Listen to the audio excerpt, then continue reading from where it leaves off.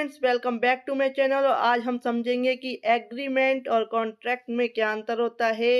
Agreement होता है समझौता और कॉन्ट्रैक्ट होता है संविदा, जिसको हिंदी में कॉन्ट्रैक्ट को संविदा कहते हैं। इन दोनों में मेजर अंतर क्या होता है, जैसे कि आप फोटो में देख रहे हैं कि दो बंदों के बीच क्या हुआ। किसी बात को लेकर किसी ने प्रपोजल दिया, कोई बात रखी और उसने एक्सेप्ट किया। दोनों एक ने दूसरे की बात को सहमत हुए और एग्रीमेंट किया कि हम इस जो भी हमने जो कॉन्ट्रैक्ट किया है, जो भी एग्रीमेंट किया है, इसका हम पालन करेंगे। इस केस में अब ये क्या करते हैं, इन दोनों में से कोई एक व्यक्ति जो है उस एग्रीमेंट को पूरा नहीं करता है या मुकर जाता है।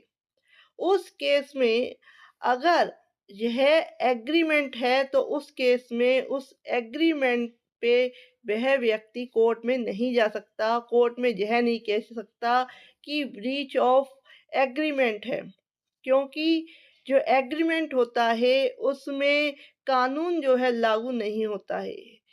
छोटी-छोटी बातों को लेकर कई बार हम एक दूसरे की बात से सहमत होकर क्या कहते हैं, एग्रीमेंट कर लेते हैं। किसी ने कहा कि यार कल फ़िल्म देखने जाना है, उसने कहा ठीक है मैं चलूँगा।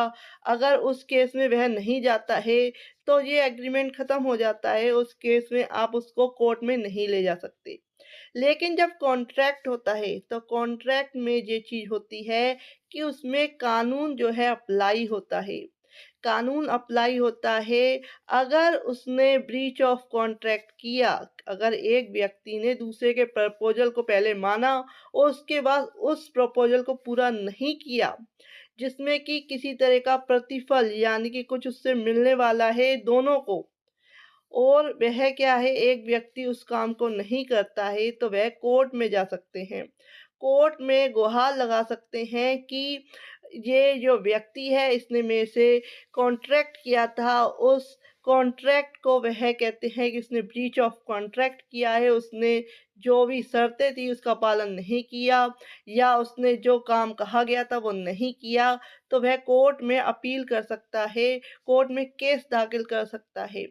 जो एग्रीमेंट होता है उसमें आप कोर्ट में नहीं जा सकते, ये मेजर अंतर है। और जो कॉन्ट्रैक्ट होता है उसमें आप कोर्ट में जा सकते हैं, मांग कर सकते हैं और ज़बरदस्ती उस काम को करवा सकते हैं। तो ये अंतर होता है कॉन्ट्रैक्ट में और एग्रीमेंट में।